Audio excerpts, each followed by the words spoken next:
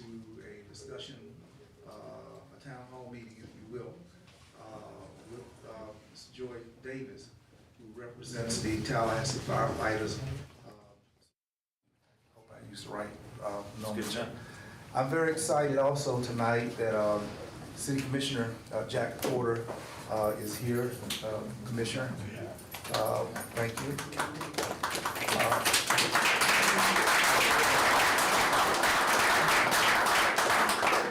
I want to also welcome our state representative, Gallup Franklin. Representative Franklin. And it may come as a surprise, he's more apt at starting fires than putting them out. Nonetheless, Gaston County Commissioner Neesmith is here. Commissioner Neesmith.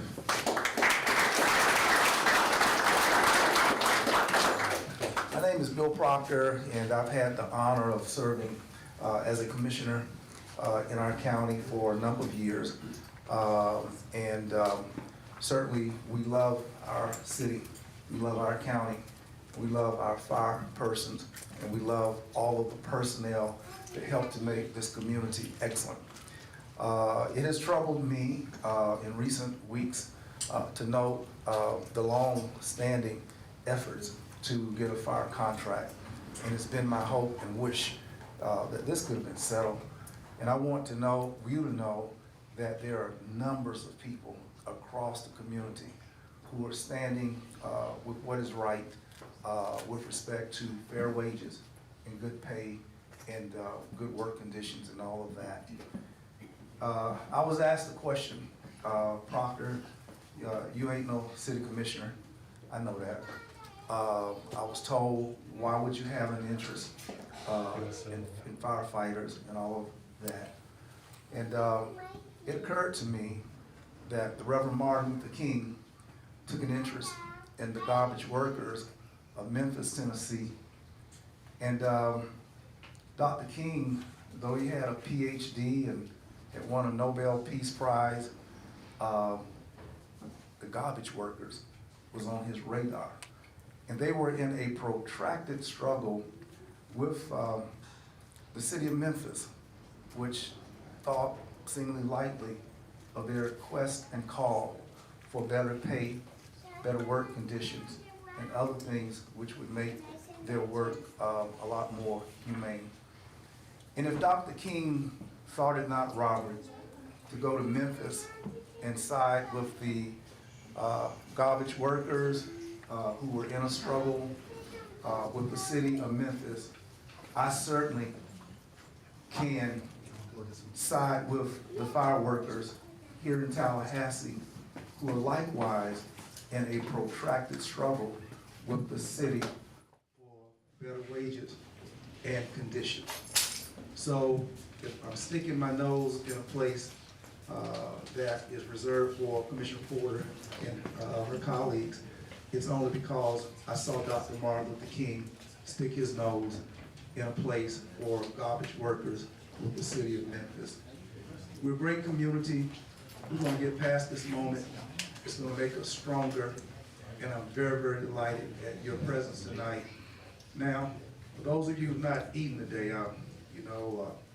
sometimes when I don't eat, Mr. Davis, I get a little edgy. But we want you to know that we don't want you to get edgy, but we like you to quit your thirst and appetites with Subway's finest. So we invite you in any kind of box to enjoy. It is my real privilege, therefore, that in a community like ours, we have the opportunity to talk through and to make sure that we hear each other's side. And because Leon County has one fire department, and that's the city of Tallahassee's fire department, and your abilities to have competent, experience, know what they do in firefighters makes a difference to everybody. I'm honored tonight to introduce to you the president of the TPF, Mr. Joy Davis. Before I put my name on the line, my credit card on the line, I met with him to see if he was crazy. And he is. I found out he is. So I like that part about him, that he is crazy. Crazy enough to represent people who lay their lives on the line. He's crazy enough to believe that what he's doing is right. He's crazy enough to know that the monies that we collect as fire fees, there's more than enough money on the table. Right. And he's crazy enough to look the truth in the eye and not flinch, and to speak truth to power. Those kinds of crazies, Representative Franklin is my kind of crazy. So without any further ado, we bring to you Mr. Joy Davis. Please give him a hand.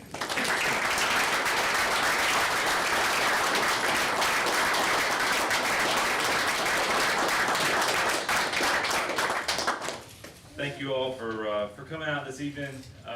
You know, I wish I thought about telling the commissioner before he spoke this evening that I'm not sure if it was before the Memphis strike or after the Memphis strike, but Dr. King actually testified on behalf of the Atlanta Firefighters when they were going through a rights dispute with the city of Atlanta. Well, I know I'm in the right place. So, you know, when Commissioner Proctor reached out to me about, you know, getting information about what was going on with our contract dispute with the city, there were people that weighed in on that and felt it wasn't necessarily appropriate.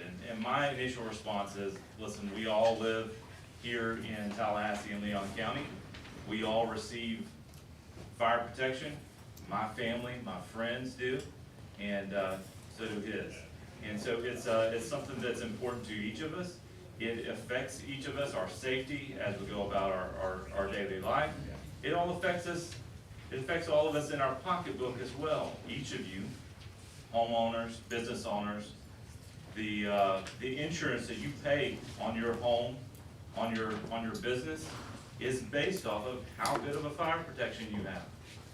So it's directly relevant for him. And thank you all, the electeds and candidates that are here.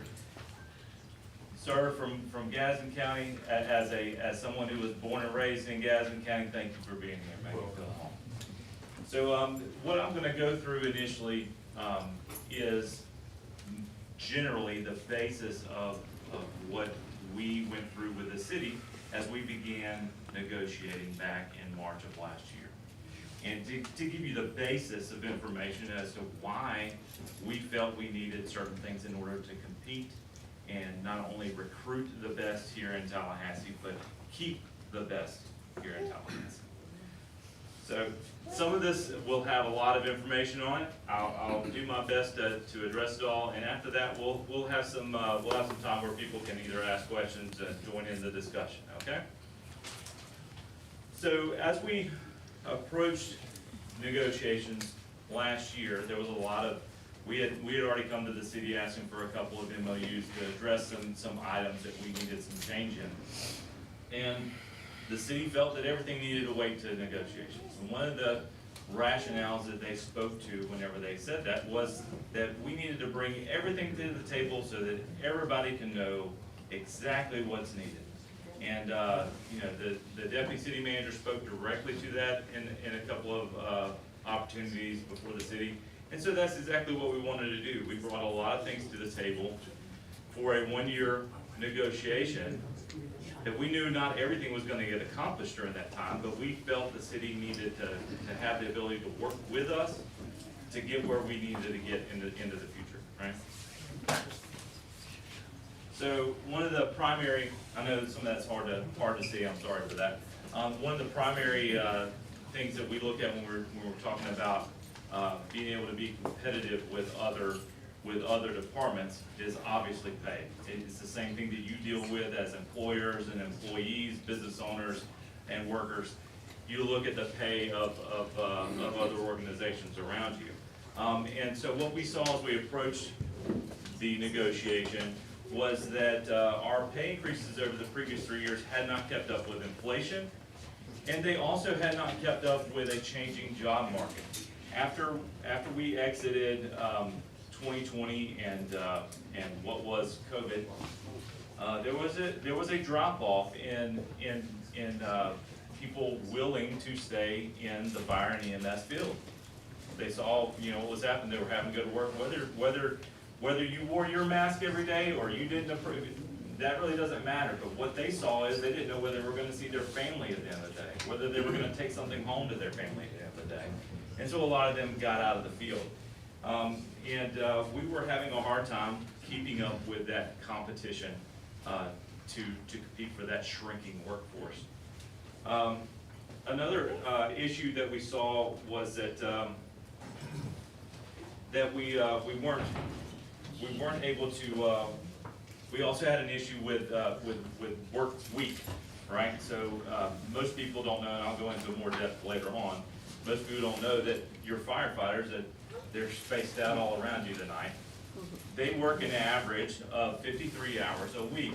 That's before overtime. Right now we're having a lot of mandatory overtime. That makes it much more. But they're scheduled for 2,756 hours a year. That's generally 700 more hours a year than a firefighter 40-hour-a-week worker. Most people don't know that. That ends up being around 17,000 hours in a career. That means a lot more exposure to risk, a lot more exposure to carcinogens, a lot more exposure to the things that they see that cause PTSD in the end, right? So we were seeing an issue with that as well. So some of the problems that we had was recruitment was down. Our recruitment historically had been, back after 2010, had been somewhere around 300 to 400 applicants per hiring class. It has shrunk down to around 40 applicants now, and it's even below that currently. Our retention was getting worse, and I'll speak a little bit about some of the losses that we've had over the last, not only the last week, a lot of you have seen in the news, but over the last 6 months. Dedication to the organization. As your workforce doesn't feel that you're dedicated to them, they become less dedicated to you. Any employer, any worker understands that principle. Costs, we're increasing. One of the slides that you'll see later on shows exactly how much cost and investment the city has allowed to walk out the door in the last 6 months. And then last, you have the impact to the community. And now you're seeing people who are upset. And you'll see people who are upset because those tax dollars are gone. That impact to the community, an investment that's lost, isn't coming back. It's just not.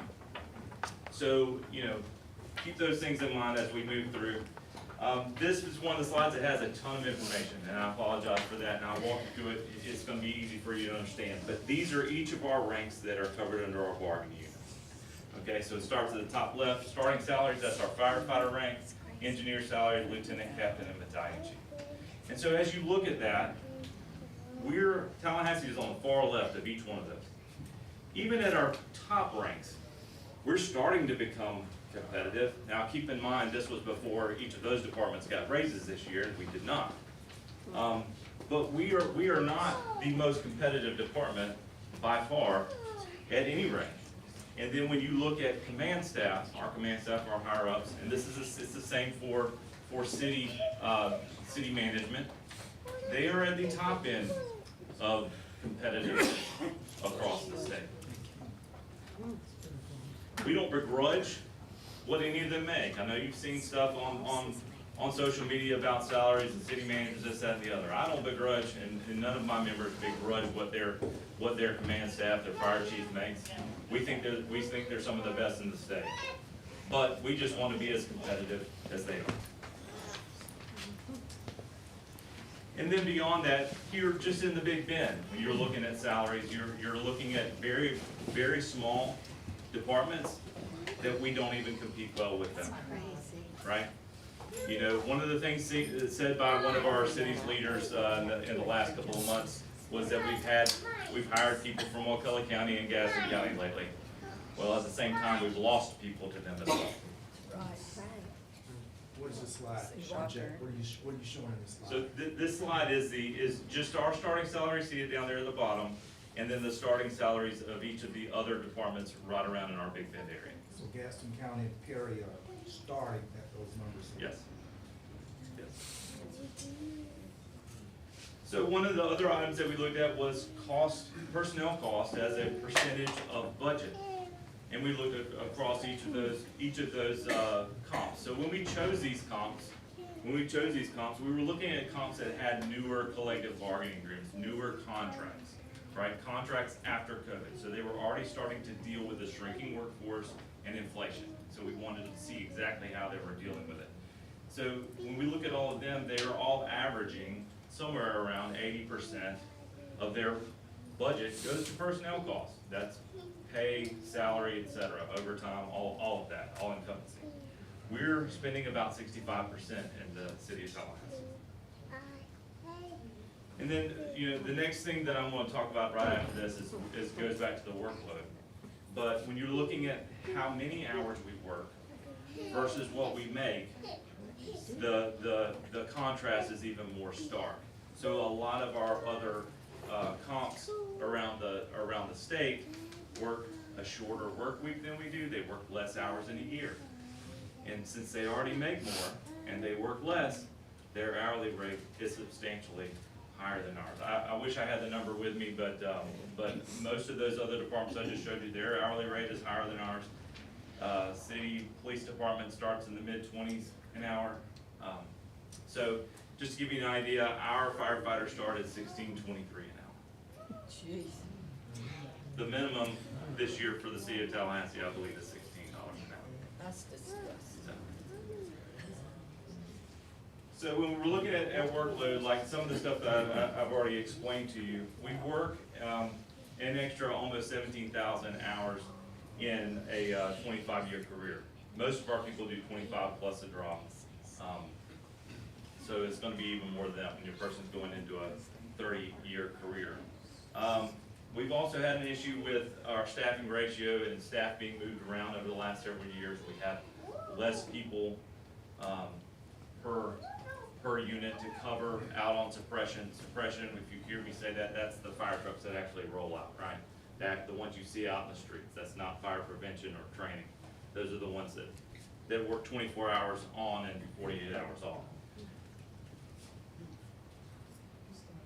So when we look at those hours, the hours worked comparison, we're at the far left again. These are those same comps. We work more per week and over a career than each of our comps. Another thing to keep in mind, the industry itself is actually moving to a lower work week already. A lot of the departments around the state are talking about and or moving to either a 48-hour work week or a 42-hour work week for firefighters. We need to get on that train at some point. We're gonna have to, because the young men and women coming out of fire school are paying attention to that. And they're going to places where they can get paid well and also have time for some family, right? So we also looked at those hours worked versus TPD here internally. Yeah, I'll refer to TPD a little bit. We don't begrudge anything that they've gotten. We want them to be treated fair. But we also feel that there is some comparison there because they are first responders just like we are. When you look at their career versus our career, we basically, in essence, work 8 years extra worth of time during a career.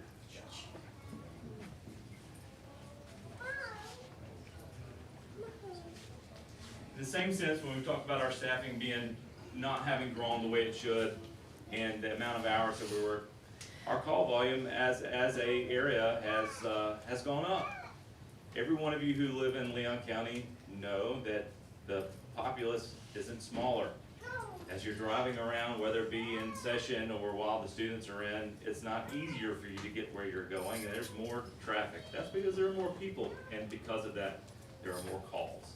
So we are fighting having a higher call load, making less than our competitors, working longer than our competitors. Are these calls all for fires? So this call number right here would include fire, it would include EMS calls that we run on with the fire department. It would include other emergencies that we deal with. We deal with hazmat calls, we deal with rescue calls with wrecks. So that's all encompassing. These are the emergency call numbers. So another thing we're looking at, and for those of you who are able to tune in or pay attention at next week as we have a special magistrate hearing, one of the things that will be discussed is what's national recommendation for staff.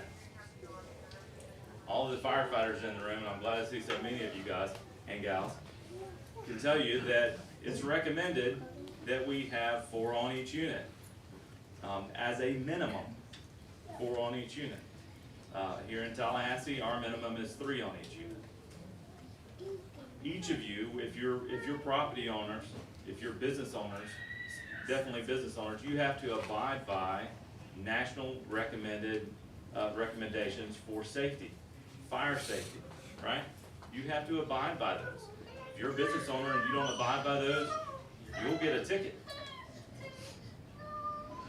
That number 4 for our units, that's a recommendation by the same association that makes those other recommendations. But we as a city we've never abided by that, to my knowledge, and definitely haven't done it in the last 20 years. Just to hit on that real quickly, the reason why we have that number is for your safety and ours, right? We have to have a certain number of men and women on scene to make sure that we're safe and able to adequately put out a fire in a safe manner. But also, if we don't have enough people there fast enough, we're less likely to be able to put out your fire and save you or your family in that situation, okay? So one of the other items that we looked at was wellness. You know, I was just speaking with the rep earlier. Tomorrow's a kind of a big day for me.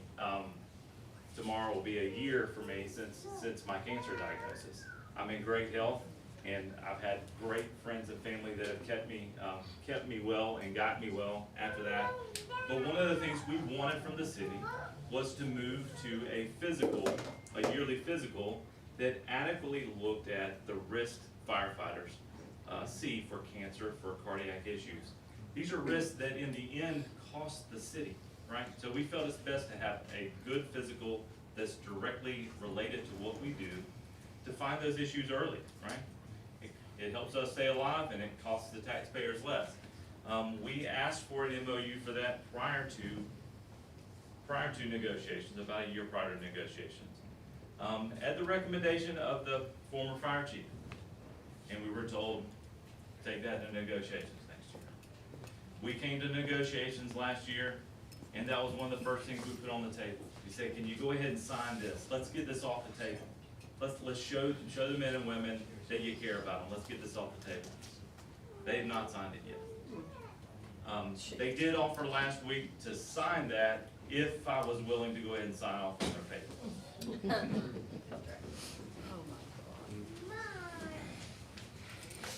And real quickly, pension.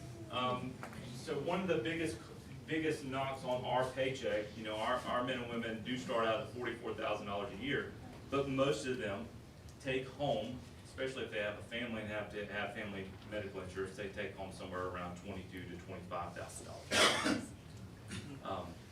Our pension contribution is the second highest in the state of Florida. I'm sorry, to be honest with you, I'm glad that we're not first in now. I'll take a not first on something. But we're the second highest in the state of Florida.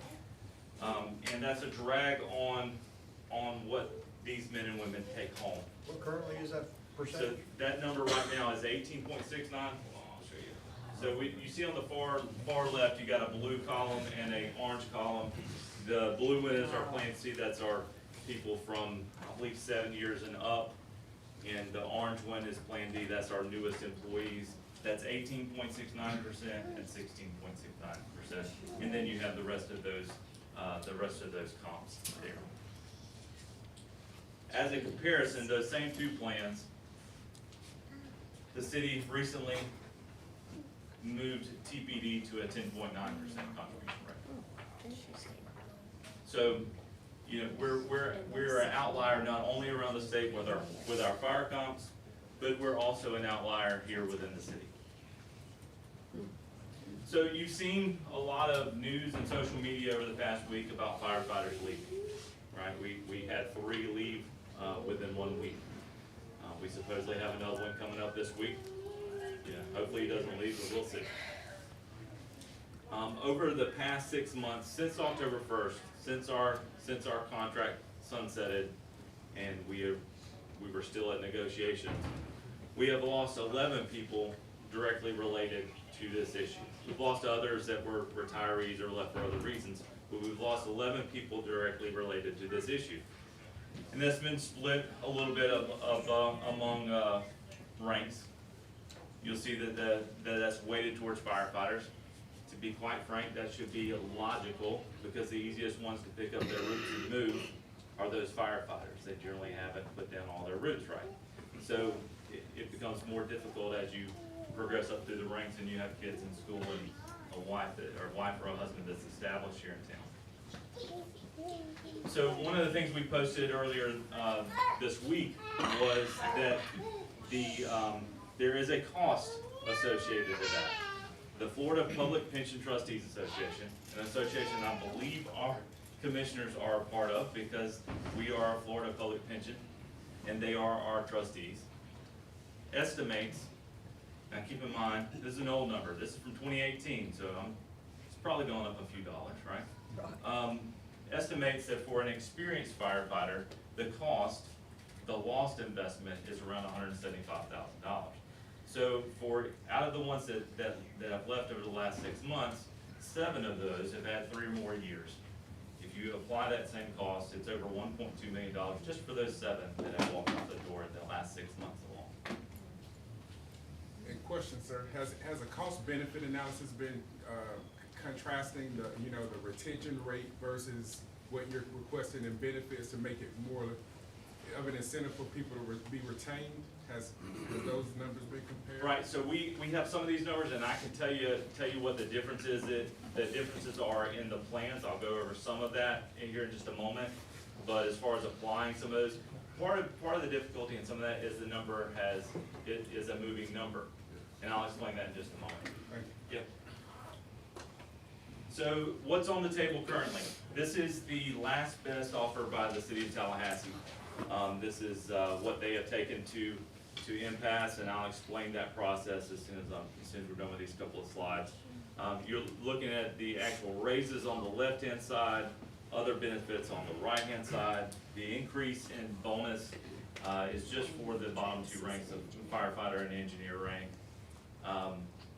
They tout that it's $1,000 increase. We actually already get 500 of those dollars, so they're twisting some of those numbers. But that's what they put on the table. You see there's no pay change for about half of our department, and a very small pay change for the engineer rank. So the 8, whatever %, there's no Yeah. across the board for firefighters, it's just in those particular grades? Right, so the 8.5% that they're quoting is the 4% here, the 2.5% here for the pension contribution decrease, and they're quoting not just the 500, but the whole 1,000. So the 500 of those that we already have. It's not an increase. So it's actually, as far as increased dollars for this rank alone, it would be 7.5%, and then you're down below 5%, and you're at 2.5%. So those people in the bottom not getting anything? Right, no pay raise at all. It's kind of Yeah, no salary increase. Now, they're saying an increase in your take-home, but that doesn't affect your salary, it doesn't affect your pension, it doesn't affect anything you're working towards long-term, it does not compound in any way, shape, or form. What we put on the table, which is about a $380,000 difference from what the city of Tallahassee put on the table for a 1-year contract. How much? $380,000. Oh, my. So, to give you an idea, if implemented, it's either March 1st or April 1st. That's what I'm talking about, the moving number, right? So the whole time, the city manager has been fairly firm that he does not want to do a retro pay or pay back to October 1st. So that's why the budgetary number is a moving number, right? It's decreasing for every month that we go along. You can see, well, we're still trying to meet the strategy or the principles that the city manager has been adamant about. We're trying to put more money at the bottom rank of firefighter. but we feel that number one, everyone should get something as far as a pay increase. And if we want to really focus on that pension number in this 1 year before we go to the three-year negotiation, it needs to be a substantial change. So then what's next? So right now we're preparing for a special magistrate hearing that will be on Wednesday. We probably, by the time Commissioner Porter and the rest of them get ready for their meeting at 3 o'clock, we probably will not be done with that hearing. It will be at the Public Safety Complex. I believe it will be live streamed. We will put that information out on our social media if you want to follow along or see it. It's not a very common thing to see around the state of Florida. I believe that the last time I looked last year, there were only about 24 of those hearings that took place in the state for the year, and that's for fire, police, teachers, etc., any municipal employee. At the same time, we've already had 2 meetings with the city for our 3-year contract negotiation. We're working to try to move forward with them at the same time that we're fighting over this 1-year agreement. So to keep that in mind, we're looking at where do we need to get, right? Where are we gonna get in this 3-year agreement? And what are the things that we feel not only us as a fire department should expect from the leadership at the city, but you as citizens, as property owners, as business owners, should expect as well. We should definitely have competitive salaries all the way around the state. We shouldn't be looking to be competitive with just the city of Perry. Love those people to our southeast, but that's not who we should be really competing with, I don't think. And I think everyone would agree with that. We should have competitive benefit costs, not only around the state with other fire departments, but internally with our internal costs here with the city. And we have to go ahead and start moving to have a competitive work week. If we are left behind, if we are only looking to get on the caboose of that train as it changes over the next several years, we are going to miss out on a lot of great applicants. We are going to lose firefighters. So that's where we feel we should be geared moving forward. And what we feel you all and us as a community should expect from our leadership. So we have, as you have time, whether it be now or once we're done, we have a survey that you can get on the QR there. You can share your information with us or not. It's entirely up to you which information, which questions you answer on there. If any of you would like a yard sign, there's an opportunity for that as well if you want to stay involved in our information. Absolutely. All right, so our district vice president that he works with our local and the locals across the state, across the Panhandle. He's been a vice president for us in our organization. He's a 25-year member. Mike Bellamy. He's going to come up and give a little bit more information, and after that, we'll have a little bit of communication or conversation. Yeah.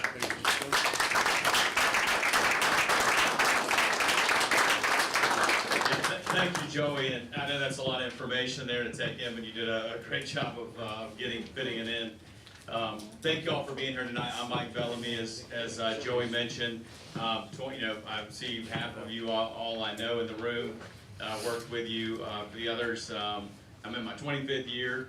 I just got off the rig just a few minutes ago to come here and swapped into this outfit. Had to get a couple of these to get some things through the legislature, as you know, Representative Franklin.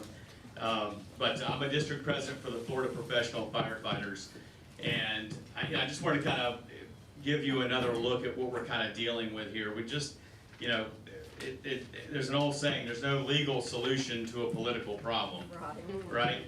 I don't know if y'all heard that, but that's one of my favorites, and I feel like that's where we're at. And I'll tell you what we're dealing with now, and I wanted to kind of come up here. I wasn't planning on it, but then I saw Representative Franklin here, who serves us in the State House and is a huge supporter of firefighters, and he actually helped us this session. Believe it or not, in 2009, we passed a bill called the Firefighter Cancer Benefit. In about 2014 or 15, we had the University of Miami help us. They got some funding through the legislature, and they did some studies, and we realized that cancer was actually one of the #1 killers of firefighters. And there were a lot of reasons for that. There was some stuff that we were doing that we didn't realize that, you know, the ice machine was in the truck bay, and our bunker gear was hanging on the walls of the truck bay like you see in these posters. We were keeping our gear dirty because that was a sign of courage, and you were a BA if you had dirty fire gear. But we realized that that was killing us, and then even beyond the things that we could do, there was just an inherent exposure that we can't avoid. That it's just part of the job. And you know, when my University of Miami started doing the study, they realized that like 70% of the firefighters in Miami had acquired cancer. You know, a lot of guys and gals weren't talking about it. They were just had a little piece of melanoma removed and nobody knew about it. But then when they started doing studies and actually reporting the data, they realized this was happening. So me and a bunch of colleagues, the Florida fire chiefs, a lot of partners went to the legislature, and we started banging on doors. And it took us, really, in the long term, probably took us about 15 years to get it done. But in the last, 2016 through 2019, when we landed the plane, we got it done, and we got a cancer benefit. And we got, at the time, Governor DeSantis had just been elected. He signed that into law. We stood behind him. I was there. Roche, who we just lost, a couple of firefighters that actually just resigned, were the ones that were, sadly, were the ones standing behind the governor when he signed that bill. What that bill did was it gave us 21 cancers that we found through research for the highest occurrence. There were some others, but those were the 21 that would determine. And if a firefighter was diagnosed with one of those 21 cancers, it was presumed that they had acquired that cancer on the job. So what that did was that paid us a $25,000 one-time payment. That was kind of to help offset the cost associated with that. And then it also allowed us for treatment. So if you had co-pays going to the doctor, it would take care of that. And then it also would provide for a death benefit, God forbid you died. The last part of that was the bill allowed for your leave time. So, you know, this was debated during session 2019 while we were there watching it go through committees. And Senator Anna Flores from Miami was the one that carried the bill. And her thing was, look, a firefighter, let's just take Joey for example, who had colon cancer last year. It's unreasonable to think that he can get chemotherapy on Monday and go fight fire or do CPR or, you know, set up an IV on Tuesday. He ain't gonna do it. He had some good days after chemo, but I remember he had some really bad days. So in the bill that the governor signed, it stated that the diagnosis of the cancer shall be considered an in the line of duty injury, and the leave time for the treatment shall be covered. So, you know, here we are, we signed the bill, we're excited. Fast forward, we hope we never have to use it. Well, lo and behold, we got to use it. And Joey, a year ago tomorrow, is diagnosed. So we marched down to the front office, start to file the paperwork. You know, we get it in. You know, everything looks good for a while. They release the $25,000 payment, and then we get a letter that they're denying the leave time. So you know how peed off I was, because and this guy who was we were actually at the Capitol lobbying the bill all these years.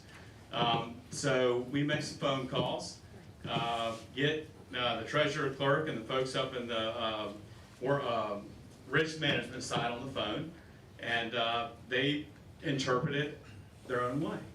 So, you know, we know some folks in the legislature, right, Rep? So I call Anna Flores, the senator who passed the bill, and I said, you ain't gonna believe this. The city of Tallahassee can't read words. And so Senator Flores says, well, damn, let's get him on the phone. So I said, you willing to do that? She said, sure. She said, and I'll get Demi Busada Cabrera, who succeeded her, or was her aide at the time, who's now in the House, says, I want in on this too, because I worked my butt off on this. So we set up a Zoom call, and we get the city on the phone, get Senator Flores or Rep. Demi, and they tell them, Mr. Cook, this is what we did. We passed this bill because a firefighter can't get chemotherapy Monday and fight a fire on Tuesday. You understand? Does that make sense? And they said, thank you for the information. We'll get back with you. And so we've got an official denial in writing, another one. And so we ended up having to take this to the Florida Supreme Court. So right now, this case is pending in the Florida Supreme Court. So in the circuit court, sorry. So in the meantime, because sometimes you got to go back to the legislature.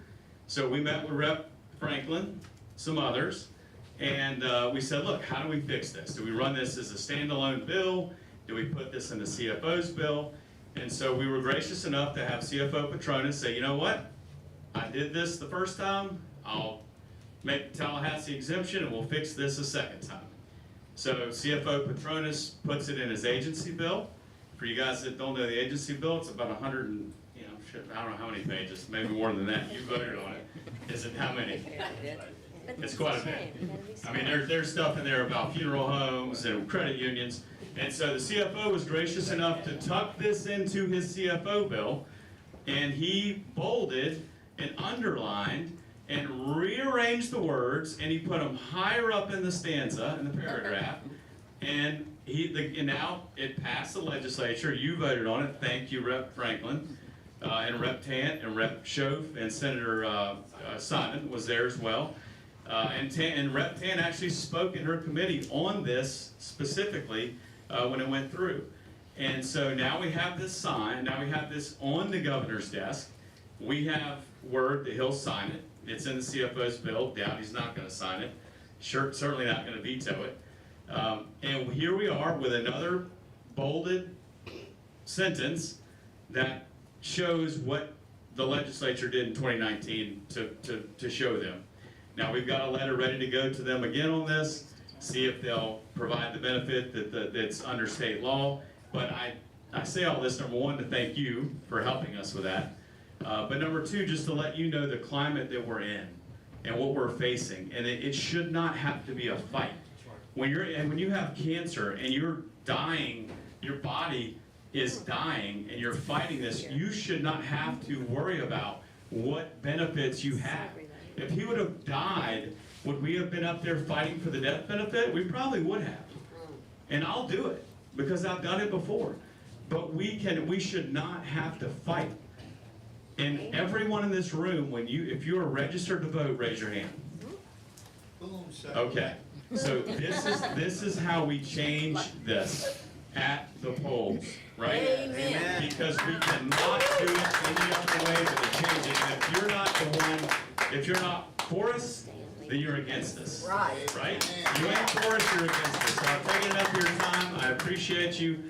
Thank you all for being here tonight. It means a lot. Who's the judge in the circuit? Dempsey. Who? Dempsey, I believe. Dempsey. Oh, Lord God.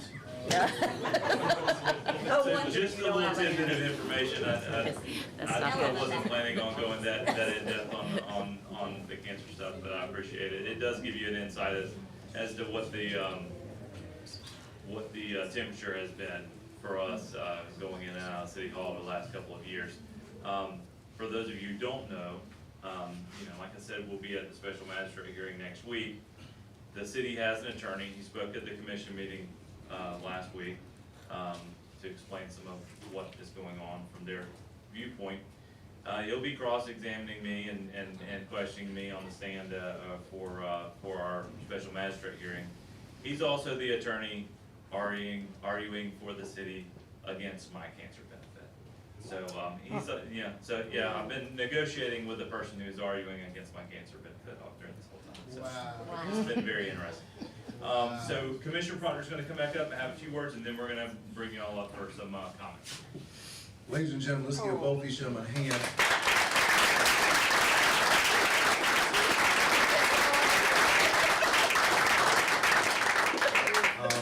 I honestly, I was already upset.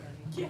And then to hear that a good man like Mr. Davis has gone through his medical difficulties and has faced the challenges of being covered, makes me wonder what's going on. Mr. Bellamy, your report of the ongoing struggle for firemen to receive the kind of respect by the state and local agencies. And Representative Franklin, we appreciate your gallant service. That even, I didn't know you had this kind of good report card to be said about you. I hope don't nobody be talking about my report cards. I never like to talk about my report. Let's move on. At this time, we want to allow for audience engagement. One of the things I appreciate about this, as I was taking notes, I'd like to go to a sort of what are our next steps? Where do we go from here? I believe that while a magistrate will meet, Commissioner Porter, we always appreciate you being on the right side of history, and that we're not putting you on the spot at all tonight because we know where you stand and you're here. But I believe that we ought to establish an ask of the city that encompasses the numbers, which are far too low. You saw those small percentages, and it really is just a courtesy percentage. It's not going to move the needle and stop anyone from resigning. I would like, before the night is over, Mr. Vane, you already drafted, yes you are, but I'd like a couple more people to join with us to write and ask to tell the city commission what we'd like to do with them. This shouldn't go to the magistrate. City commission has the power to establish a glory that will honor our firefighters and their families and what they do for this community. A fire is neither Republican nor Democrat. Fire doesn't register with the supervisor of the election anyway. And I don't know if any data is kept as to whether or not Democratic households experience more fires than Republican households. I don't know. But your questions are many. The answers may be here, but of course, a lot more answers at them. What I don't want to happen tonight is that we came together, we went home with bowed down heads, just appalled. But I think that we can take action steps, and maybe subsequent to tonight, we can come up over the weekend with an ask. I have a little cheat sheet that I've established and been talking to people way smarter than me, and have come up with an 8-point proposal that embraces a number of the professional elements for which the firefighters that I stole out of some of their magazines. Don't tell nobody I plagiarized. But that don't mean the city gonna observe it anyway. You said you can't read. But I do want 2 or 3. Don't laugh at my colleagues. How we get along fine. So I'm gonna give the microphone up, something that's for me hard to do. And I'm gonna yield back to Mr. Davis, Mr. Bellamy, the big shots. So,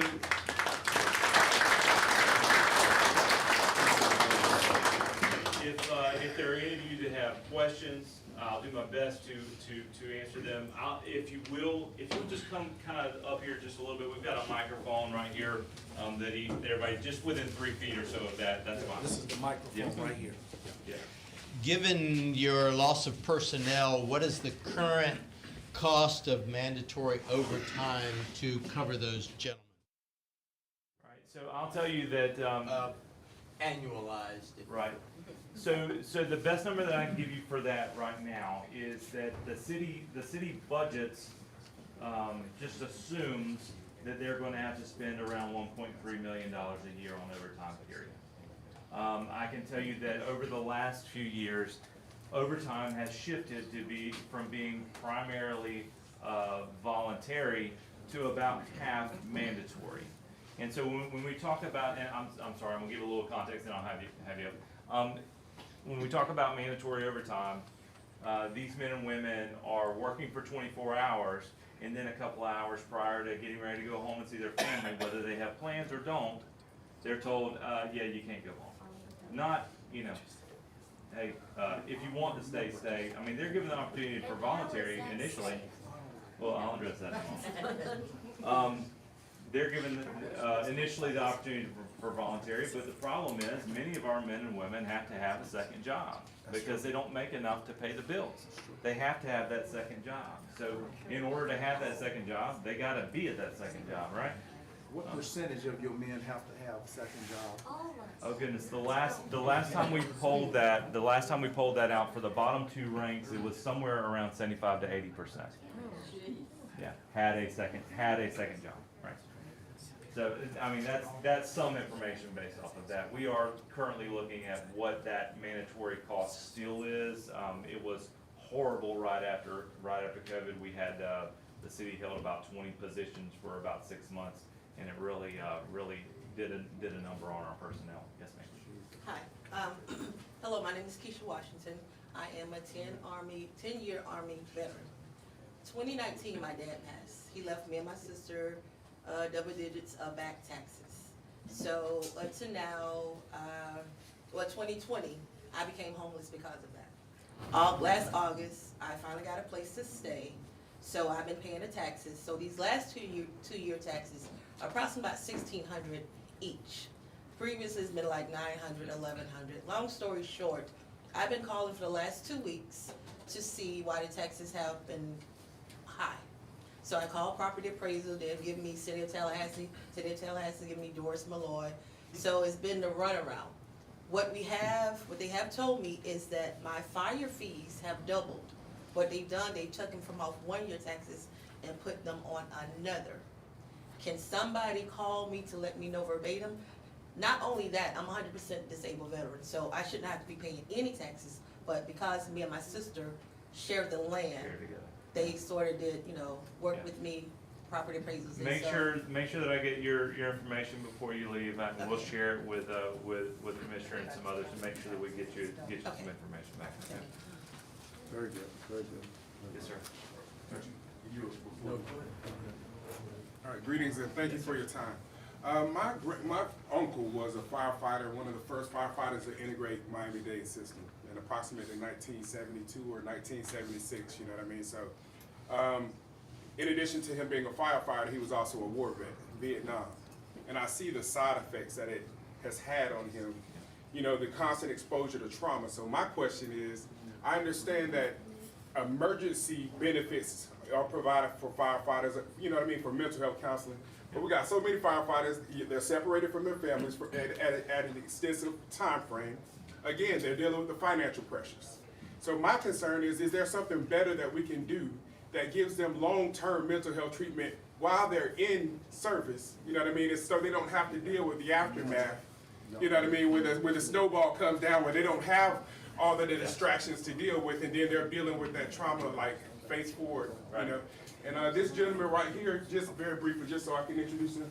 And sir, I'm an attorney here. I do PBA work, Derek McBurrows, but if I can ever volunteer, I don't even need money in order to help you to draft, do anything like that, I do it.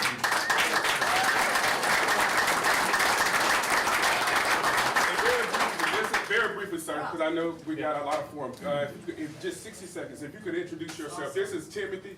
He's a retired firefighter in Connecticut that's done a lot of research on identifying the problems that firefighters deal with, the unsung heroes. Right. And I just wanted to introduce him, and if he could provide you with a business card or something. Please make sure I get your No problem. My name is Chaplain T. Charles Brantley. I'm out of Connecticut. I've written 2 books on emergency personnel.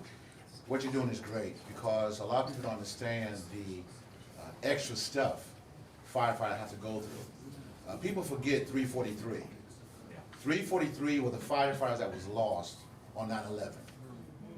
People came out while you guys went in. So the support is needed. The statistics are very high for suicide, divorce, depression, alcoholism. So what you're doing is great, and anything that I can do to help as well. I'm from Connecticut, but my family are here. I'm here to help you too as well. Absolutely. Thank you so much. Let me address that just one moment, and so it's great that you bring that up. I appreciate both of you getting up and speaking. I definitely want to share information with you to catch up. We actually have our department's peer support coordinator in the room with us today. We have a peer support team. We do spend a lot more effort on mental wellness than we did in the past. There's still a lot farther to go. You know, we have other departments within the city and the county that have their own mental health coordinator for that department. Our department does not have that yet. Is that the correct title for that position? Yes, also have some statistics here I can share. Yeah, real quick. Just Yeah. real quick. So we actually performed a survey. We sent out a survey to our department. I believe about 220 of our members out of the close to 300 actually participated. Again, this was completely voluntary and anonymous. So one of the things we screened for was PTSD. Around 23% of our department showed signs of moderate to severe PTSD. Yep. The average of the general population is 3.5%. 77% showed signs of moderate to severe depression. General population average is 16%. 39% showed signs of moderate to severe anxiety. The average in the population is 5.7%. 37% showed signs of harmful alcohol use. And usually this is the part of the survey that most people didn't answer, so it's likely a lot higher. Again, the general population average is 8.5%. And lastly, 15.8% of our department screened as a high risk for suicide. Again, this is anonymous, so we don't know who those people are, but that's. So that was 15? 15.8%. So 15.8% out of roughly 300 people. So That's 45 members people are potentially that are at high a risk for severe suicide. risk for suicide within our department. So when you look at that, you look at, just a moment, Mr. Sim, it's good to see you. When you look at that and look at the tone of how everything has happened over the last couple of years, it should not be a surprise that men and women, rather than showing up at a commission meeting, would rather just walk out the door. Right. Because, you know, a lot of them, they get to a point that they lose hope. Yep. And thank goodness that some of them feel that hope is going to another department rather than Yep. you know, than the worst. Okay. Yes, sir. I'm at Stanley Sims. Here's, Joey, something that I have not been able to get the city of Tallahassee, they can't read, to answer. City residents was given an 8.5% tax, public safety tax increase. First off, let me justify my standing here. My baby, Sheldon Hall Sims, is sitting in a fire department and proud as he can be. And he's gonna choke me for this because he gets on me. Go ahead. This department, Tallahassee Fire Department, my baby was going through school, the academy. I called Joey.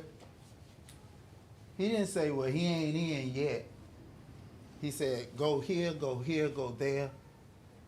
And you know me, Proctor, when somebody tell me go somewhere, I'm gone. These brothers enhance my son. But guess what, Barbara? The test for being a fireman is so rigorous,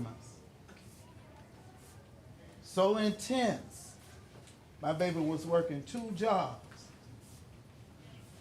He passed the physical accreditation to be a fireman, but to be a Leon County fireman, it requires him EMT certification as well. My baby tried twice. But guess what, Marva? He didn't try alone.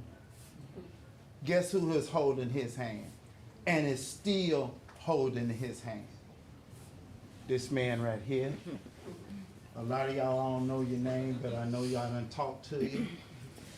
Former Chief Gaines calls and checks on my son today. So what I'm saying, and my point is, my baby worked that accident on I-10. That was suicide. You notice I said my baby. And Marvin, you done seen him. He came home a fireman man. He said, Dad, and I had to honor that. My point is, a lot of you guys in here know how it is because you've been wise, brothers, sisters. I'm new to this. When I hear a damn fire truck, I'm sorry. When I hear fire truck now, I'm jumping the curb trying to get over. Before, I'm trying to tag behind them to run on through the. Can I tell the truth? I know it ain't Sunday, but I'm just saying,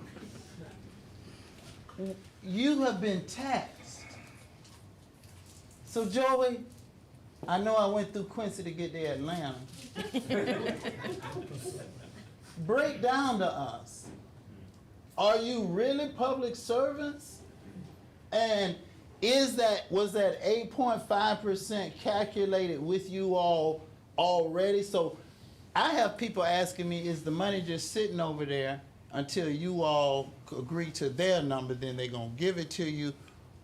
Can you break down, is some of that 8.5 was factored with you guys? I'm sorry, y'all. The fire service fee that's Right. collected, and how Right, much of that yes. money, So how you much of that also, money is taken out of circulation from y'all? right, so you also saw an increase to your fire services fee this last year as well, right? Mm-hmm. And you saw a small increase a couple of years prior to that as well, definitely city residents. Our fire budget has increased, by $10 million over the last 3 years. The 8.5% increase that the city put on property tax from within the city goes to the general fund, right? The city has had the practice, definitely since the fire fee was instituted in '08, to not move money from the general fund to the fire fund. Allow the fire fund to sustain itself, cut back where you need, and just live within those numbers. There have been occasional times that they have shifted money to meet the end of a budget year, but it's extremely rare. So most of that money, from my understanding, is for police and costs associated to adding positions, increased pay, et cetera, Just to confirm. in the police department. There are funds that come out of our budget that go to other areas of the city. Some of those are very realistic numbers. Some of them, in my opinion, aren't necessarily so realistic. You can see those for yourself. If you go to talgov.com, at the top it says Our City over here towards the right, and there's a spot called Open Gov. And let me tell you something. We go to conferences around the state. We listen to attorneys talk about, I'll get in the weeds a little bit, talk about a document called a CAFR report. They're changing the name of it this year, but it's a report they have to send to the state every year to tell them where they spent their money. And the city of Tallahassee is known around the state for having some of the best CAFR report, not because it's the prettiest, but because they put so much information in there, it makes it difficult for you to find the actual information. So that particular section of the website is called Open Gov. You can click on that, you can go down to the fire fund, and you can look through the budget, you can see that where money's shifted, where it's not shifted. There is money within the city of Tallahassee to pay for what we need to see in the fire department to have a competitive and thriving department. Your men and women sitting all around you love this department. You know, we get hit as union members for coming after the city. You'll see on our seal, we have our department name right there. We are proud of what we do, who we serve, and why we do it. So don't ever doubt that. But you can see those numbers there for yourself. We'll, as we need, we'll post those on our website for any of you who haven't seen our website. If you do the survey, it will take you to the website once you're done with the survey. Commissioner Porter went to recognize. Do you want to speak? Sure. Yeah, all right. We'll come back to you in just a moment. Stop. Hey y'all, I'm Commissioner Jack Porter. I'll be really brief.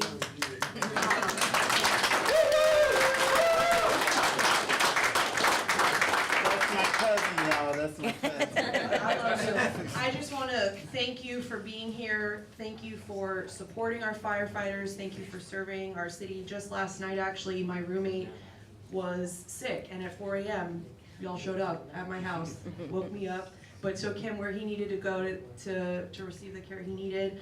I stand behind you. I support you.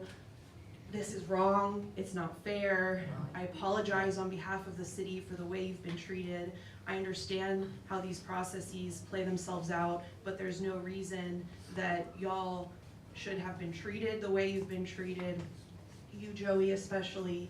And as you said, and as we all know, there's money when it's a priority. When something is a priority, we find a way to make it work, and we will find a way to make this work. Thank you for sticking in the fight, and I will be there with you till the bitter end. We're gonna find a way to make this happen. Thank you.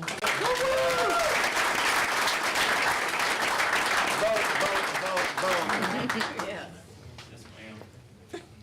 That's my other Whatever cousin. you want to do. I'm Dot Inman Johnson, and I want to thank County Commissioner Proctor for setting this up, and Joey. And I didn't know about your health situation, but people need to know that it's not just what happens at the firehouse. They are running into buildings and putting out explosive fires in cars where there are toxins there that contribute to them getting cancer. So I was not surprised to hear the high percentage among firefighters. Now, while Barbara and the rest of Commissioner Proctor's panel gets together to come up with a plan, there is something that we can all be doing now. I have been showing up at every city commission meeting and trying to put pressure on the three, and you know who the three are, Yes. to Tell their name. get something done. They aren't Jack Porter and Jeremy Matlow. And there aren't hardly any people there. When I get up to speak, I am embarrassed that there are not more citizens there. So I am happy to see so many people here tonight, but I wish this presentation by Joey would cause more of the public, not put it off on the firefighters and their wives, their families, but more of the citizens who have a stake in this would show up at city commission meetings and show them that the community is behind our Tallahassee Fire Department.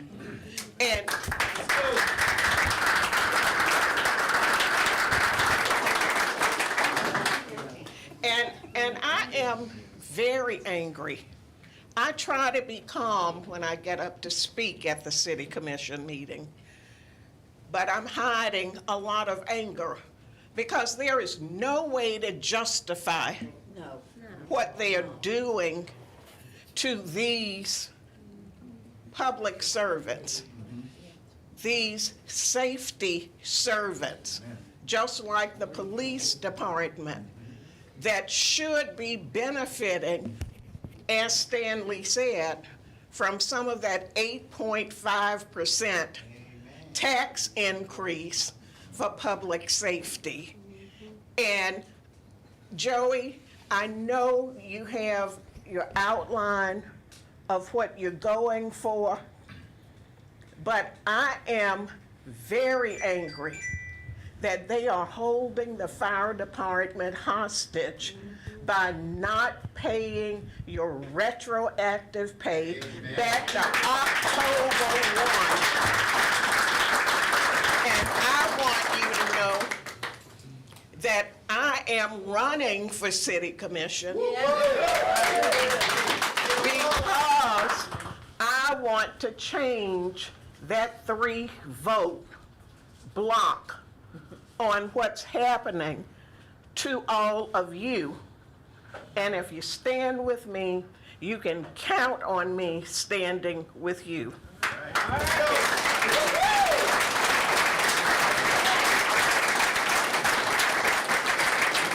Just one moment. I see your hand and yours as well, and I'll have everybody come up. So, a couple things to keep in mind. You know, yeah, we've got what's on the table for the special magistrate, and we're, to a certain extent, we're tied to a legal process there. The city commissioners, up until a certain time, and that's probably gonna be sometime in May, actually can enact whatever they want. They can put whatever offer they want on the table. They can direct the city manager to do that. I have to be careful about how I say certain things and how I approach it, especially with a commissioner in the room. I don't wanna be improper, but the simple fact of the matter is, at the same time, we are negotiating a 3-year deal, right? And I think it's incumbent upon you all, as a community, to help us continue to have that, help the commissioners understand that we as a community are watching. We're watching. And our safety as a community hangs in the balance based off of their decisions. They signed an agreement with the police. Great agreement, great for the police, but they signed it after 4 negotiation sessions. They can turn around and do the same thing with us. To be honest with you, they could sign an agreement on the 3-year deal before we're done with the special magistrate if they wanted to. It'd be really weird, but they can do it. So there are a lot of options. If they want to actually move and allow this department to actually compete and flourish, there are plenty of options for them to do so. Yes, ma'am, and then you. Okay. Well, then, there's your report, Proctor. If we can all go to the city commission and just say that, you can do this right now, right? Then we can put the pressure on them. My name is Barbara Devane. I wear a lot of hats when I speak, different hats when I speak in public. Tonight, I'm going to tell you, I live at 625 East Brevard Street in what they call Old Town, and I'm very old. And I'm very mad. I was angry when I came in because I've been trying to keep up with this because I'm also a lobbyist for women during session. And I've been focused on that a lot, but I do try to keep up with the firefighters. It's very personal to me. When I lived on 6th Avenue several years ago, I had a reaction to an antibiotic. I was sick, so I took a nap, and when I woke up because of the antibiotic, I didn't know I was allergic to it. My whole lips were up at my nose. My throat was closing up. I called my doctor. It was almost closing time for the doctor. She said, "Can you breathe? Is it closing up?" I said, "Well, it's closing up. You should see my face." She said, "Call 911. About as soon as I hung up the phone, I heard the sirens coming to my house, and they took me to the hospital. Not long ago, just a few years ago, I passed out in a restaurant. in Midtown. It was funny because there were firefighters off duty in there. And one of them was up at the bar getting a drink and saw me fall over. By the time I opened my eyes and lifted my head, which wasn't very long, the firefighters were already in the room to take care of me. And they did take care of me. And I did not go back to the emergency room because y'all are a lot quicker than the emergency room. That first trip to the emergency room, I was there for like 7 or 8 hours, and finally I checked myself out and went home, took Benadryl, and I was fine. But I appreciate what you do. And I am so sad, too, to hear all of this, because I didn't know all the numbers. I didn't know all the story, and I can't believe when a law is signed, a bill is signed into law, that you got to go back to the legislature and get another bill. Now, that's ridiculous. Now, what's wrong with this judge, for heaven's sake? Can't she read? So. Well, to be fair to her, it hadn't moved forward yet, so we'll. Okay. So, to me, this is all political. You know, I'm very involved in politics. This is all very political. So, the answer is political. The solution is political. And you better all be registered to vote. And you better all go out and vote. Thank you. In the fall. That's right. And you better remember this when you go to vote. But we can do something before Election Day. We can all show up, as Dot said. We can get her signs too and put them in your yard, along with your signs. But we can all show up. Our report should be very simple. The 5 city commissioners should do what you just said they are allowed to do by law.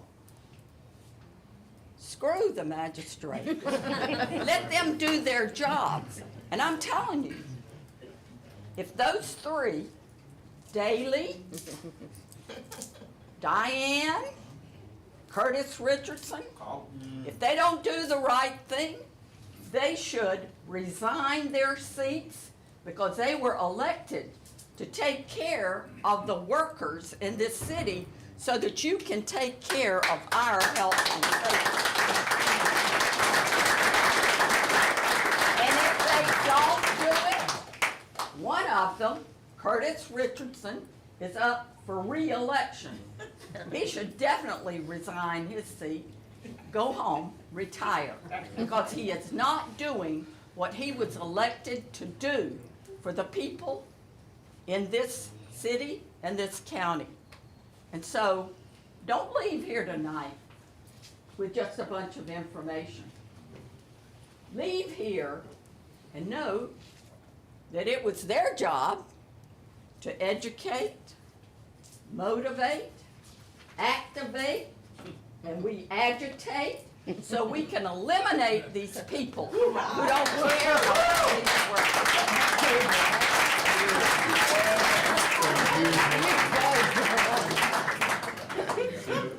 Mine's just gonna be a boring.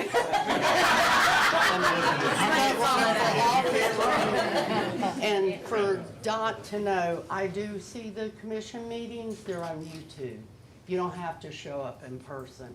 I can watch them on my phone and do when I can. Well, let me speak to that real quick. Mhm. So I think it's important to have people there, to have people there. It is, so they if you can. They have to see yes, you. if you can, Yeah. because 3 o'clock's not so easy, right? Yeah. For them to look you in the eye. Yeah. But I can tell you this, what we've seen over the past week with people asking our firefighters about our issue in Publix, talking to people on the street corner, the more you do that and talk to the people that they live around, that contribute to their campaigns, that's gonna put pressure on them as well, so please. I'm just trying, it's been going on a long time, all this negotiation, which is silly, but it's kind of stupid that they can't come up with a solution that is amenable to all parties.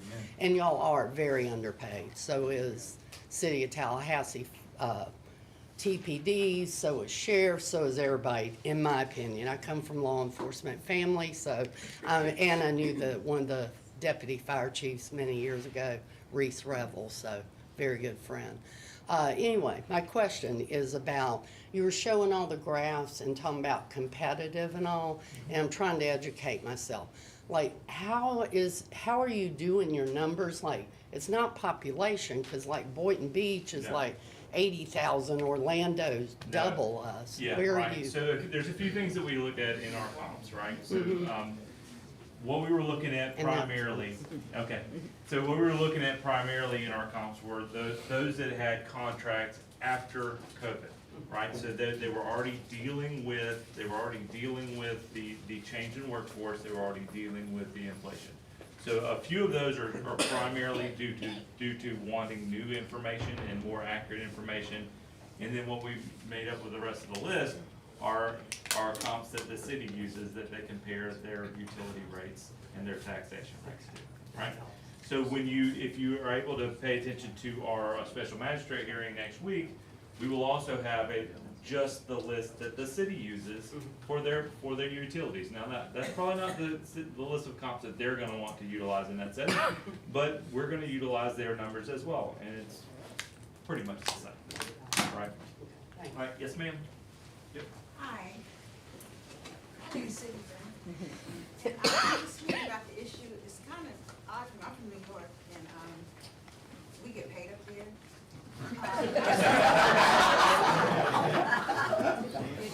But it's odd for me that we're going through this, and the three names that were mentioned that seem to be the stop to this going through, they seem to be reasonable people from what I can tell. What I'm curious about is how are they justifying the no? I mean, Yeah. they gotta be saying. Right, so, we've had a lot of conversation. You wanna take that one? Yeah.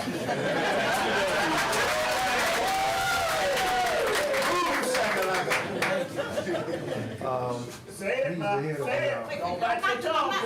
I'm not defending them. I'm just saying, I'm just a reasonable person, and the law is a reasonable person standard, so I just want to hear that side to make it make sense to me. Good question. Yeah. All right, now it ended up with me. I think, and this is my opinion, but I've shared this publicly, I think there's a lot of deference to the city manager, and this has become highly politicized. And it's just hands off. I think they are incredibly deferential to the city manager, who is calling the shots. We've barely met as a commission in executive session to have these discussions. I don't know how they're justifying it to themselves personally, because we aren't talking about it. So I haven't heard what we're saying. We met once, maybe twice in executive session, where we meet behind closed doors as part of this process. It's not a public proceeding. But I think the city manager is doing this. I think it's just highly political at this point. When we went through this with our police officers, I supported a raise. They got a raise. It just happened. Wow. The same could happen here. So, that's the conversation that's happened, and it hasn't been extensive, but I think unfortunately it just seems to be very political. So, to add on to that just a little bit, we're appreciative that we have been able to have a little bit more conversation in recent weeks with the city manager. We should have more, and we do want to have more as an organization with him. We feel that we can work together to set goals and figure out how best to move this department forward with the guidance of our fire chief. There's a lot of knowledge there that can be utilized, and like we were talking about, there's opportunity, and with every situation like this, I believe that there's an opportunity to make a choice. Life's about choices. We hear around the fire department a lot. They have opportunity to make a choice here, and what we really want to drive home for you as a community is let them know you're watching as they're making that choice, right? there is a opportunity for them to do so. And I think that, you know, the city manager, if you wanna go ahead and start coming up, Mr. Carl, the city manager has stated that he wants to pay competitively, he wants to be a service, he wants to lead in service delivery in the state of Florida. And he has the opportunity to do that here, and, you know, we'll, you know, if he starts pushing in that direction, we're gonna get right behind him. So, yes, sir, and then we'll have. Thanks, Joey. First of all, Mr. Proctor, I appreciate you leading this off. Really, Leon County residents all are affected by this because all their fire services, you've touched on that enough, but I just want to point that out, that it really is Leon County Fire Department, paid for by and administered by the City of Tallahassee. I got some questions for you for my clarification. How many hours does it take to become a minimum standard firefighter in the state of Florida? Current is 500 and, yeah, we've got several instructors in the room. Somebody When y'all help me out. 20 years ago it was 450 and it's only gone up. Okay, let's call it 500. Just call it 500. Let's call it 500. Yeah. How much does that cost a firefighter to go through minimum standard? It was a lot less when I went through, so you're gonna have to help me out. Somebody who's recently gone through minimum standards, help with that? 4,500? 4,500. 4,500, okay. So to be a firefighter in Tallahassee, you have to be minimum standards. Yeah. 500 hours of training, costing them $4,500. Plus EMTs. Plus EMTs. Well, go there, now we're going to EMT, touching on Mr. Sims' point. We'll call it 10 grand. Okay, so it's $10,000 of training. We're gonna call it 1,000 hours, because clinicals, everything else. Right. Okay, and we're starting at 1623. Hate to put this, because the CDA, I'm talking about the Consolidated Dispatch Agency right now.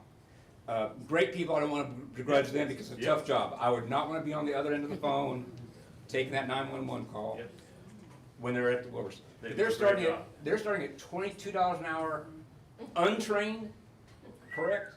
I believe right now they're at 21 something, and then you get a bump after your training. It's Okay, somewhere around well, it actually is 22. It's been advertised at 22. Sweet. Untrained, you get on-the-job training. Once you received your training, then you go to $25 an hour. That's the current. So I'm so confused here, Jackie. Sorry, Bill, Doc, maybe you can help me this in the future when you're elected. How is it that a call taker, and again, is starting at 22 without training, 25 once trained, versus a firefighter who's got to have 1,000 hours of training and took $10,000, Jay, is what you're saying, out of their pocket first. This is not computing to me. Right. Can you help me with that, Mike? I mean, somebody? Yeah, no, you're exactly right. So what we've seen around the state, what we've seen around the state with a lot of those comps, those comps that I listed there, as they're reducing their work week, their hourly rate is going up a lot, right? So we've got a grad student, soon to be PhD, in the front that is going to be doing a study in Gainesville coming up, looking at the health benefits of going to a 42-hour work week, which is what Gainesville is going to be doing with their firefighters this fall. They're probably getting a lot of our people applying to that place because it's better pay and a lot less work. There are a lot of health benefits to that, right? The sleep cycle when you're off duty and being able to recover, and it has a lot of impact long term on cancer rates, etc. So, I mean, you're exactly right, but I mean, the easiest way for me to think about it, you get certain politicians and appointed officials that want to say, well, if you look at your salary numbers, that's what we're looking at, right? And that's great, but an hour away from my two girls is no less important than an hour away from someone else's two sons. That's just the truth. And that's really what it should come down to. Yes, sir. Yes, I'm Pastor Lee Johnson. I'm not an elected official, so I can say a lot of things that elected officials can't say. They know it, but they can't say it, and I understand that. And to the nice young lady from New York, I want to answer your question. How is it that those three can justify voting the way that they do? Because it's about money and it's about political favor that they are expecting when it comes re-election time. they vote in a block. It's about the money, the political favor, and they click together because of that. It's about money. The old saying, follow the money. Right. That's what it is. Who's on the other side, who they doing the favor for? See, I know a lot of stuff. See, I already look around this room, and there are probably some grants in here, you know, like for those three, and I don't want to say anything, but I'll tell you if you'd like to know. But real quickly, Barbara and Dot were right about the community needs to know what you guys are going through. We in this room, we know, but the community needs to know. So what I would suggest to you, Joey and Commissioner Proctor, is that a part of the Going Forward program, you need to get the churches involved. You know, need to get some of the firefighters to accompany me to some of the church services. You know, those are the taxpayers. Those little old ladies and little old men that go to church, they are they are the citizens. They are the consistent voters. You know, and they need to hear, you know, so you guys would like to accompany me to church service on Sundays at different churches so that they can hear what you're going through. Yeah, we would definitely be glad to. Amen. When is the next city commission meeting and what time and It where? is a week from yesterday. Yeah, a week from yesterday. Wednesday, Next 3 Wednesday. o'clock on the conference. Just a quick note. What pay raise did the city employees do? So the general employees in October 1st of this past year received at minimum a 5% increase. So they Across got a the board. 5% raise last October, Yeah. and one of our ranks is getting a 4% raise, and the other one's getting a 1.5% raise, is what they're proposing. Right. So why are the firefighters any less important than any other general employee? Correct. I'm right there with you. Simple math. See, that was a As lot easier. As Manager Goode would say, simple math, and his numbers don't add up, that's just a pay raise. That's, the bonus is nothing, and the pension is already enormous, so the 2.5 doesn't even count. Yeah, I'm with you, brother. I'm gonna get yours and then, Almost sounds retaliatory and discriminatory towards us. Let me hit one thing. So it's sad, and I think we all can agree, it's sad that at times people draw lines and they back themselves into corners and they take positions that they feel they can't let go of, right? And it's been easy for certain people within the city to take that approach with us at times, especially during this, to draw their line and they're not gonna deal with us. Gladly, they can't do that to you. Right.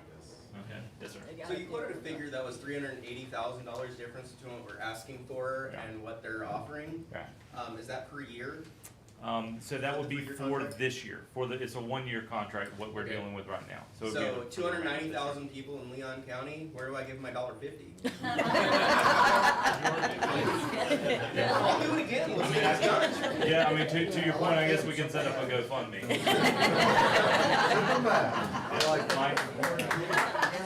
I'm just tagging what Councilor Johnson was saying to finish the thought for the man from New York. For all the money from last campaign season, the ones who donated to their opponents are the ones that are why the votes are happening the way they are. So that's probably their answer for it. What other questions or comments? A gentleman right over there. Yes, sir. Scott? Yeah, I'm Scott Mazer, President of Leon Classroom Teachers Association. Thank you for We coming. stand with our firefighters. I've gotten to get to know Joey quite well over the time, and you guys came to our bargaining session. We've been at your bargaining session, and we continue to do that moving forward. We will be with you every step of the way. Thank you. So, you know, as Frederick Douglass says, you know, power does not concede without demand. So it's not necessarily asking them to do it, Right. it's demanding. that they Demanding, do it. yes. Yes, sir. My name's Bill Brown, been a resident here for 69, I guess. An insurance agent for a number of years, actually insurance business for 40 years, 26 years teaching classes. There's an outside force that we're really looking at here, and that is something called the Public Protection Classification. It's a rating of 1 to 10, 1 being the best, 10 being the worst, which is unprotected. Right now, last I checked, Tallahassee was a 4, which is not We're bad. at 3, yeah. You're 3 now, We're at 3, okay. yeah. Well, a couple of years ago, you were a 2. And with stuff like this, what goes into it is, how many fire stations, where are they located? Number of The personnel. distance between the different houses they service or businesses. The number of firefighters, what their experience is, what their education is, what kind of training they have. You start losing firefighters, you're losing training, you're losing experience. Every couple of years, they go back and reevaluate the protection classification. The last thing you want to see is the public protection classification moving back up toward the higher numbers, because now you're looking at higher rates because of fire. Does nothing with the windstorm rates, that's a whole different issue here. But that in itself, and I think the battle cry, lady from Brevard there, ought to be these three commissioners that are screwing around with it are playing with fire.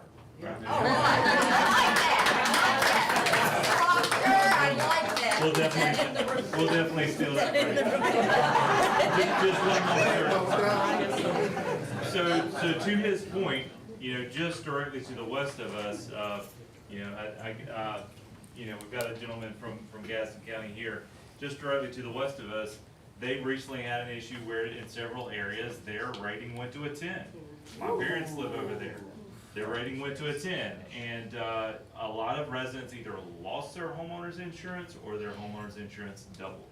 That is directly related to the level of fire protection you receive from your fire department. Yes, sir. So, I'm Brian Carroll, Chief of the Mico City Volunteer Fire Rescue, your Northeast Volunteers. Now, just because we're volunteers doesn't mean we're anti our brothers. We love our brothers. I wanted to bring up another point, because I buy all the equipment for our department. An average truck was about $300,000 about 2 or 3 years ago. Now it's $500,000 to $600,000. Everything in the fire service has dramatically increased. So it's not only they're dealing with the employment costs, they're dealing with the just costs in general. So that's one important thing these commissioners aren't realizing, and I really do think it'd be nice to have an undercover boss sort of thing. They ride in the fire truck, and you guys can put them through hell. But that being said, the other big thing that we're losing, even on the volunteer side, is when these guys retire, because they've had to work 2 jobs and they didn't really get anything in the fire service, they don't join us on the volunteer side and maybe spend their last remaining years helping you still in the fire service again, as they could. So we lose, we still lose the knowledge and experience, even say past their 40s and 50s, because they could help the volunteers and still be your neighbor, but now fires as well. So it is a vicious cycle, and we stand with our brothers as well. So appreciate it. Thank you very much. You saw we're getting last call here, so I'm going to take one more question if anybody has one, and then I'm going to hand it over to Commissioner Potter. Yes, sir. Joey, just a little eye opener as we're shutting things down, and we went to a call this morning in your neighborhood right down the street from your house. Yep. The lady her mother was sick with cancer and everything growing up. She's like, I felt pretty confident, but after seeing the news this morning, I wasn't real sure if you guys were gonna show up. Oh, wow. Well, let me tell you. So we talk about doing more with less, and we have been hammered over the last few years with mandatory overtime, and we've had people leave. But there has not been a call in Leon County, in the city of Tallahassee, that those fire trucks have not gone to, and there will not be. You can guarantee that.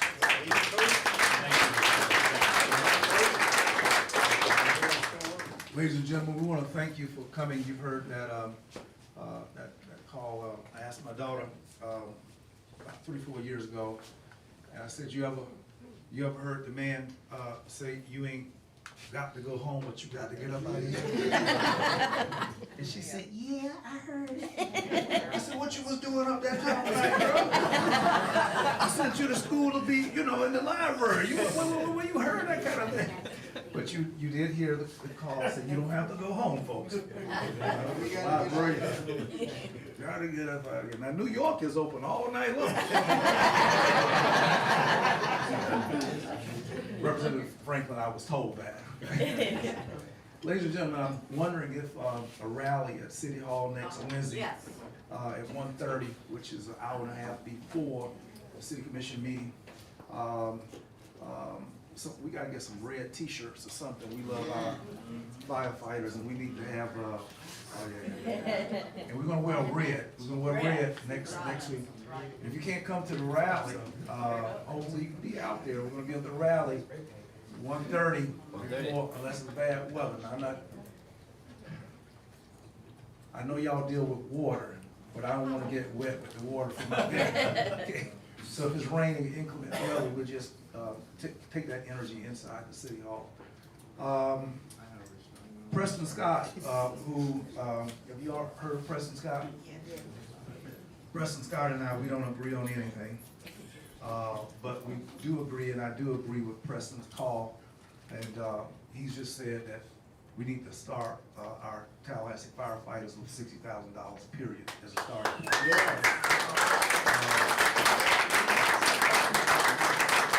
The city of Tallahassee's police are starting at 65,000.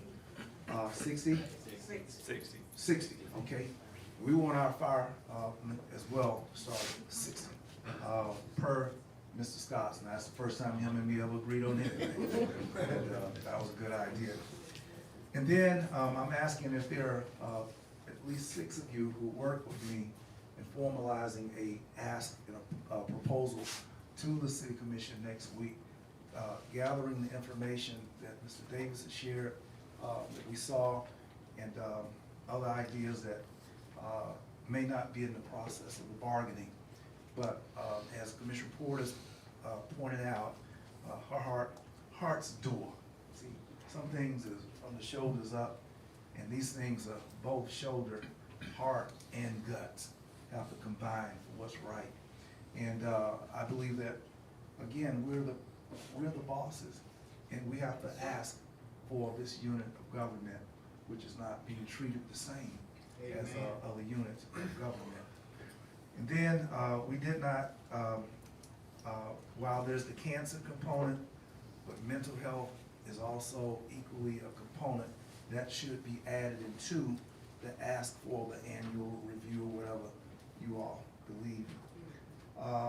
The transfer of fees that are collected, and we're collecting $54 million a year.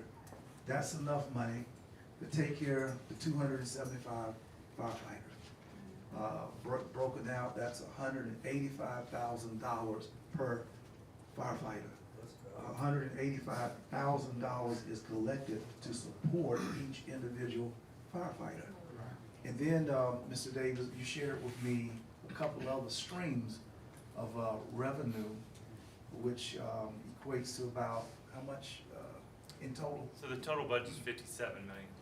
$57 million in total for, in the name of firefighters. But you need to know, like the utility monies, those utilities monies are about 30% transferred to general fund. And not from them, but from a very good source.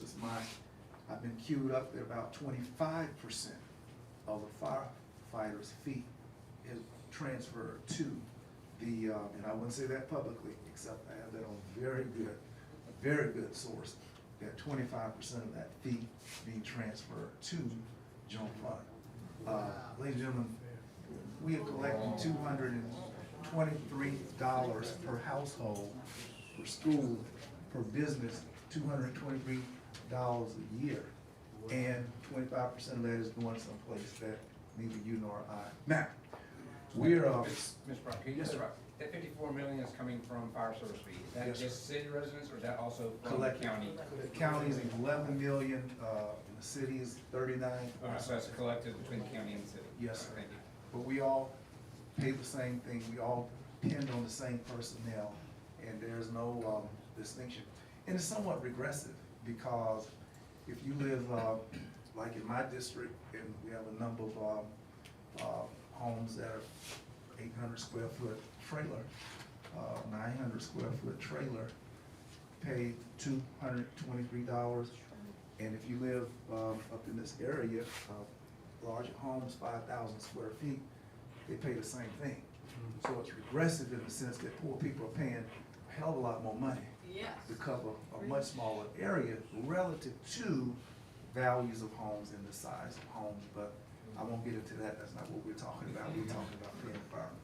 So our ask tonight is that there are 6 people here who are willing to, as an ad hoc committee, to sort of gather information which is public. All of the information has been proposed.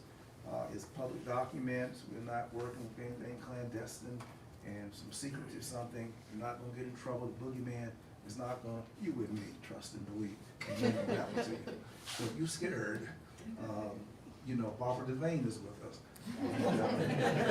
Barbara is not scared of anything. Barbara, was you scared when your throat was tight enough? Did that make? See? So you ride with me and Barbara. Can I get a volunteer? Great. Ms. Taylor, is there another? Oh, you're Mr. Marcelin? Are there others? Sandra, wonderful. Dot, that's your hand up? Or somebody holding your hand up? No, All right. Mr. Jordan.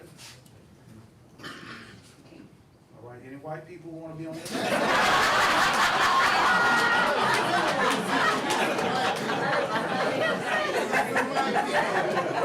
Thank you. What's your name? Yeah, but when Robert talks, she talks. Robert talks.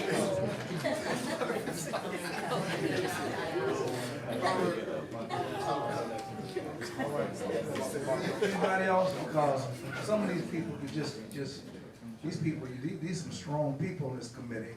And it gotta be a short-lived situation because this is hard.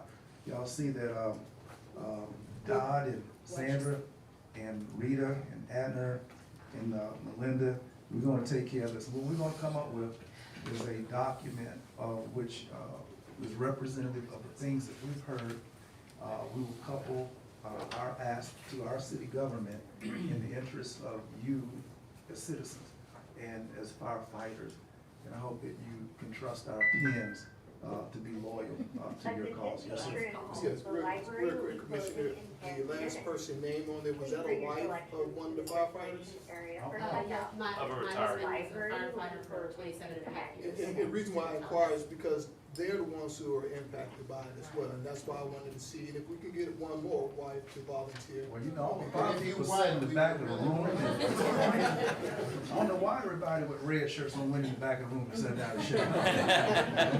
Porter, you see how you scared everybody in the back of the room? All right, it would be representative. Can firemen actually serve on an ad hoc citizen group or? They probably could, but it'd probably be best. I mean, there's some other wives if they'd be willing. Okay, yes, sir. And there's another retiree in the back. So